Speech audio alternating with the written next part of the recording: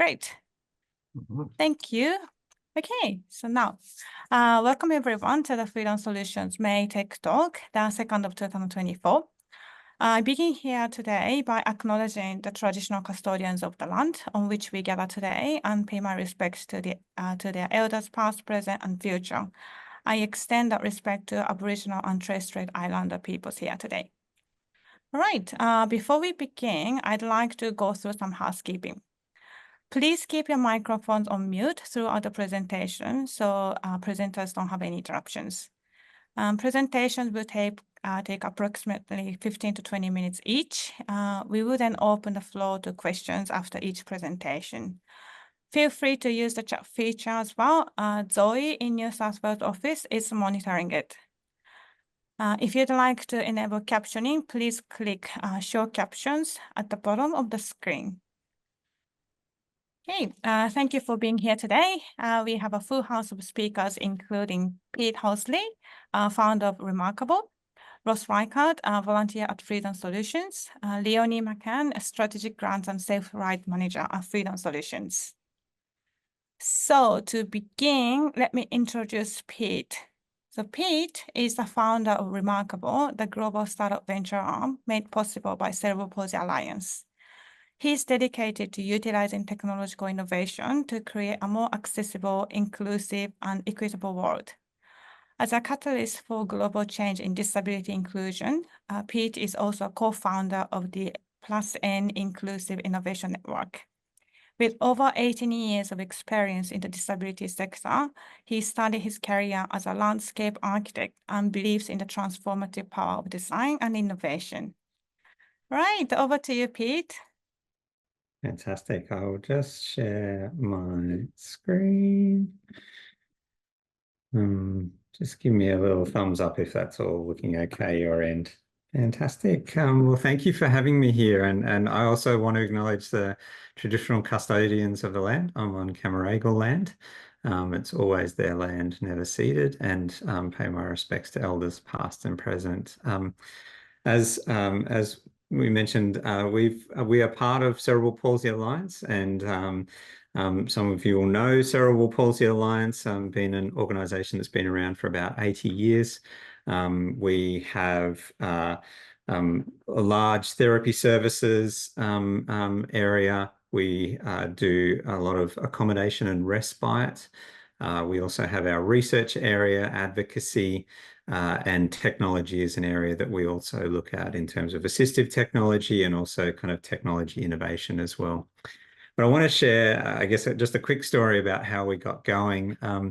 Back in 2012, we're actually introduced to this man that's on the screen. His name is Alper, and he's living in a small country town called Bursa in Turkey.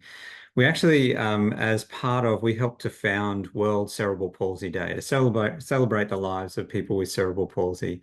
But we didn't just want it to be a day for a day's sake. We wanted to kind of see ways that we could utilize this day to kind of advance things forwards. And so we put it out to people with CP to say, what's one thing that would change your world? And this was the comment that Alper actually made. I want a solar-powered wheelchair where I can go freely without worrying about the battery running out. And so this idea ended up getting lots of votes by the CP community. They thought it was an innovative idea. And so we wanted to see ways that we could kind of make that a reality. So he told us that where he could afford to live was actually quite a way out of town, and where all the jobs were in town. And of course, there's this kind of catch-22 of he needed the job to pay for the new wheelchair, but couldn't get anywhere near where the jobs were. He also mentioned that there was a temple on the other side of town that he wanted to worship in, and he couldn't get there. So there was these limitations of things. And so we put it out to the worldwide maker community, and we actually had a university in Virginia that said, yes, we'll make that wheelchair. And it is to this day one of the ugliest kind of prototypes I think I've ever seen, but this was it. A few wires kind of hanging out there. There was kind of a pulley system to kind of pull the actual solar panels over the top. Otherwise, they'd fold down. But it was pretty smart, and it actually did work. It took the power of the sun, put it into batteries, and it powered this wheelchair. So we then said, can we ship that prototype over to Alpa? And they said, yes, of course. And so we gave them some extra money to do that. Within a day of us sending that to him, he sent us these photos, and the white dome that you can see in the background is the temple that he wanted to worship in. He said, thank you, I was able to get there. About 6 weeks later, he said, I've got a part-time job in town. Thank you again.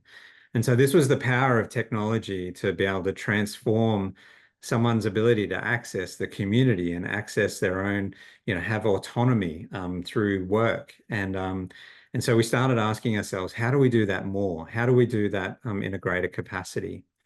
And of course, this is no kind of secret that everyone on this call probably knows, but disability is a very large, underserved market. There are not many solutions out in the market that meet all of the needs of people with disabilities. In fact, it is greater than the population of China. I think population of China is about 1.4 billion now. The disability population in the world is greater than the population of China. And people talk about the disposable income of people with disability and their close family being around about $13 trillion, which is quite enormous, a bit hard to kind of get our heads around. And we know as well that disability continues to drive innovation. Probably already today, we've used a bunch of innovations that were actually first designed for the disability community or by the disability community. Things like speech to text. So every time we kind of speak to Siri or Google or those sorts of things, these were all innovations that actually were first designed with the disability community.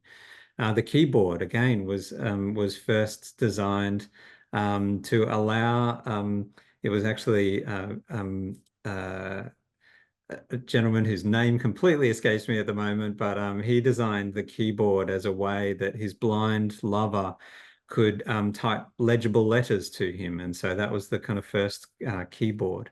Then also kind of video captions as well. Some of us might be using video captions today. Again, this was designed first for the deaf and hard of hearing communities as well. So again, we've got this rich history there that we need to kind of delve into. And we always say that disability really is kind of the essence of human diversity. We're all different. We're all different in ways that we perceive the world and interact with the world. And we think that we need to kind of allow for that in the way that we think about design and innovation.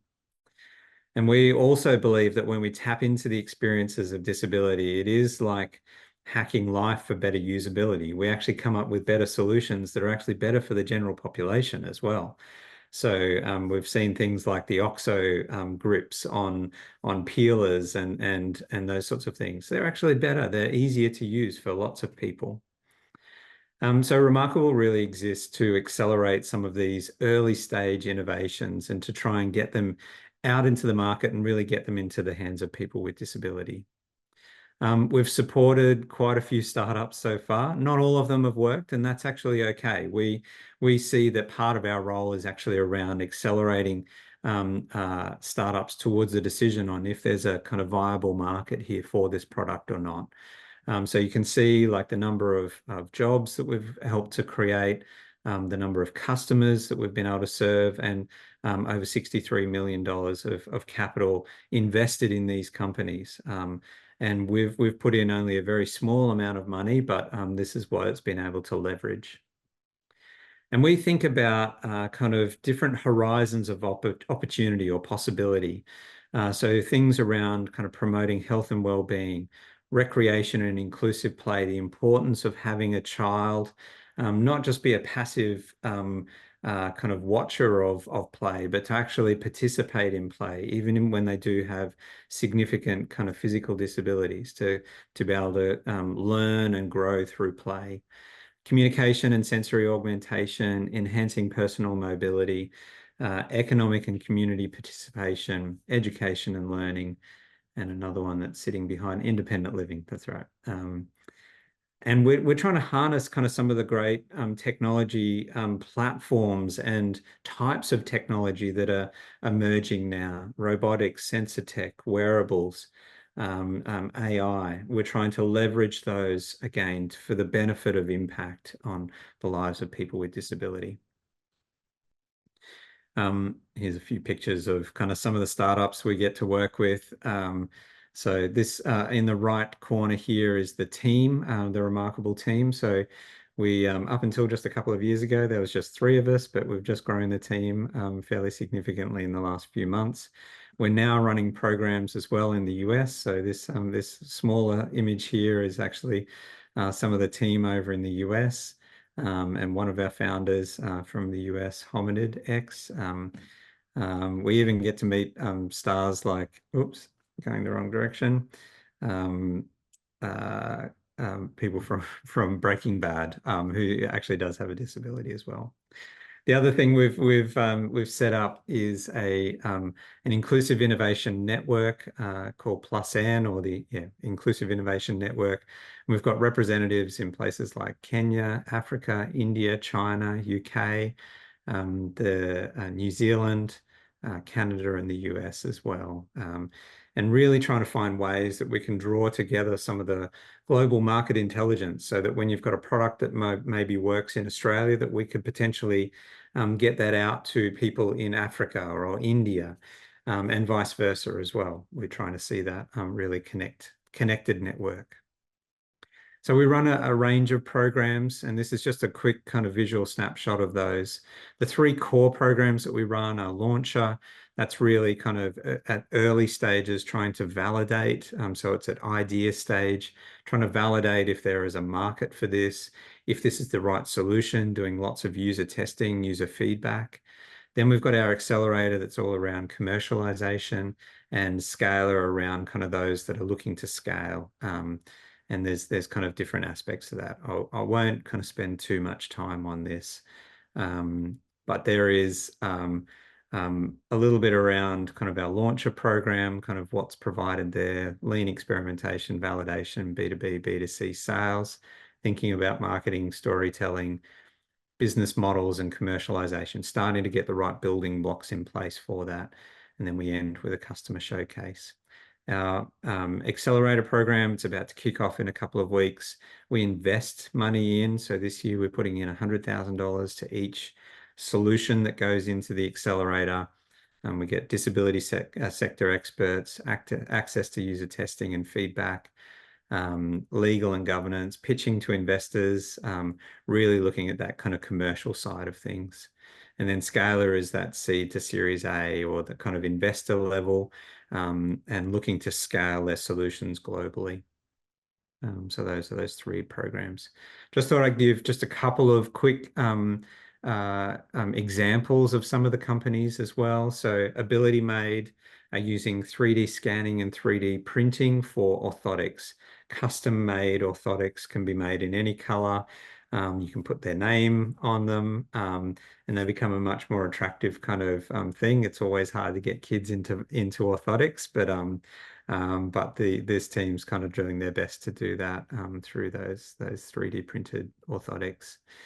Biomotum is a lower limb robotic that gives people assistance as they're walking, kind of their walking gait. For those who know GMFCS levels, kind of 2 to 3 is kind of where they're really aiming at. So people who are ambulant but require a little bit more gait training. So they can do that either as an assistant, or they can do it so that it's actually strengthening the muscles as it goes. So great engineering team over in the US that's working on this solution. And then the last one is Ori. They are looking at intermittent catheter use. So particularly for those who use intermittent catheters, it's a hard word to say, but for particularly those who have had spinal cord injury, it's actually one of the highest causes of death, sadly, when someone has a urinary tract infection. They're not able to feel the biofeedback that the body is giving around a urinary tract infection. And this is shown to reduce that. It's actually now closer to 40% that they're reducing those. So it's a reusable catheter system that has a cleaning kind of system to it. and yeah, great company out of the US. And I'll just end with a video and then. Well, it's time to start the show. Lost my heart and lost my soul. Now it's time that you won't know. Lost my mind and lost my goal. Not giving in. I'm not giving in. Ooh, I'm not giving in.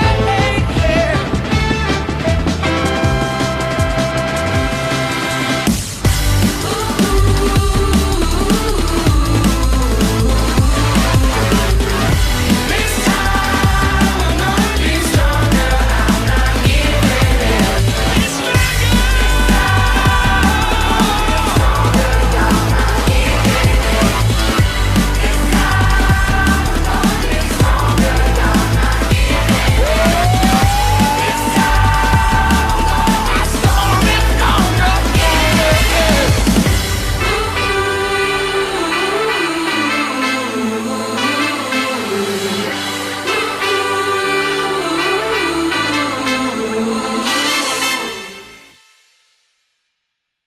So that's a little bit about Remarkable. So I'll stop sharing there and pass on to the next person. Thank you, Pete. Anyone got any questions for Pete? Oh, yeah. Barry, you're on mute.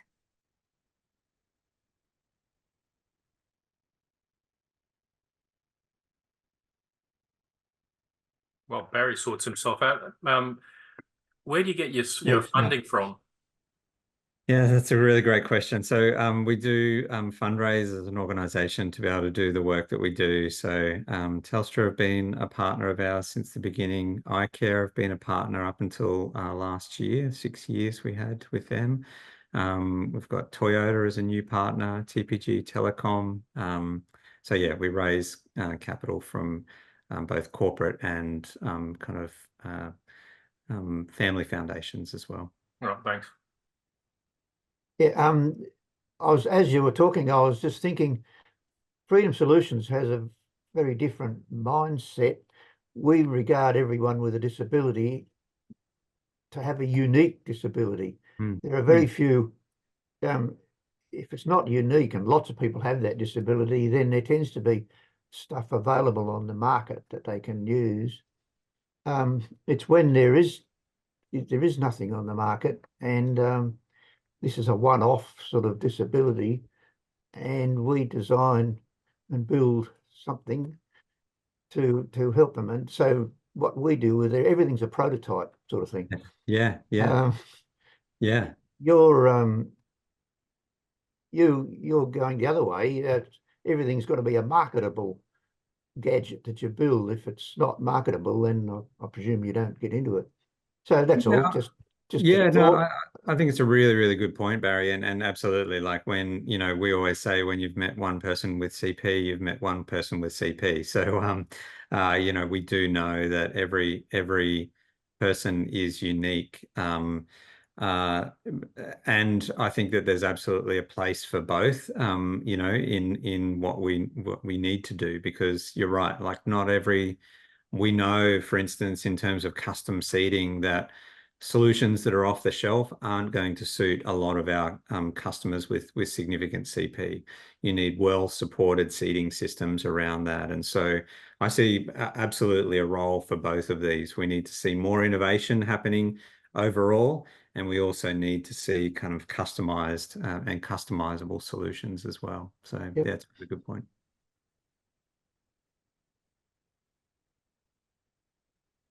Great. I actually got one question. So what kind of barriers or difficulties do those startups often face when they go through these stages that you have? Yeah, so a number. So I guess, and each program is trying to kind of be a little bit tailored to their needs as well. We have some kind of core things that we do teach along the way, but ultimately we actually kind of, in a similar way to what Freedom Solutions does in terms of a bespoke solution for each individual, we try and do that for the startups as well, because they do need different things. But certainly kind of getting that user feedback is often kind of a challenge for some of them. They might not have the networks there to be able to get that feedback about their solution and what the solution is trying to create. So that's definitely one area. I think access to kind of business support as well. So as they try and think about what's the model that sits behind this, not just the product itself, but the commercial model that needs to sit behind that in order for that to be sustainable and to have sustainable impact over a long period of time, getting access to that. So the right networks of people around that. And then the last thing, everyone needs more money. So I'd probably say money and access to capital is probably the third thing. Oh, thanks. Thank you, Pete. Has anyone else got questions? All right, cool. Thank you, Pete, for talking about Remarkable. It's great that not just supporting people with disability, but like creating many jobs. Like it's just create like it's such a huge impact on the community, and it's great to know that like we have that kind of organization that's doing these great things. So thank you, Pete. Thanks so much. Thanks for having me. Great, thanks.